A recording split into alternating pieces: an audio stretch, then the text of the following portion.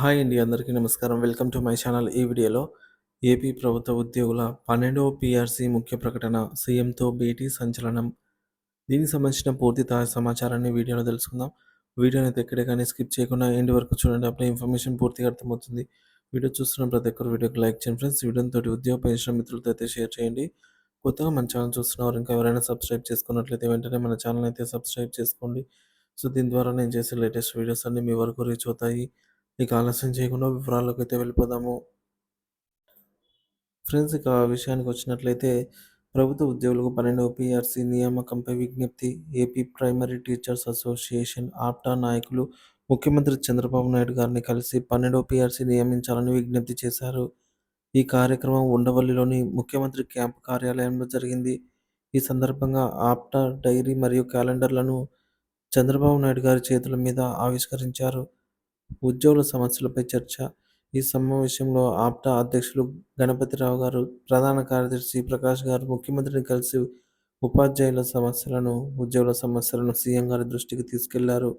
12వ PRC నియామకం ద్వారా ఉద్యోగులకు తగినటువంటి జీతభత్యాలు అందాలనైతే, అలాగే ఉద్యోగులకు సంబంధించిన పెండింగ్ సమస్యలను పరిష్కరించాలని అయితే ఈ సందర్భంగా కోరారు. కార్యక్రమంలో పాల్గొన్న నాయకులండి. ఈ కార్యక్రమంలో ఆప్టా రాష్ట్ర సహ అధ్యక్షులు ఎంజి మహాదేవి గారు, కర్నూలు జిల్లా నాయకులు ఆర్. సేవాలాల్ నాయక్ గారు, మధుసూదన్ రెడ్డి గారు తదితరులు అయితే పాల్గొన్నారు. వివిధ సమస్యలపై వినతులు. ఉద్యోగుల పీఆర్సీ. ఉద్యోగుల జీతభత్యాలను పెంచడం ద్వారా ఆర్థిక భద్రత అందించాలి. ఉపాధ్యాయుల బదిలీలు ఆప్షన్ పద్ధతిలో సముచిత బదిలీలకు చర్యలు తీసుకోవాలని కోరారు. సేవా విరమణ వయస్సు.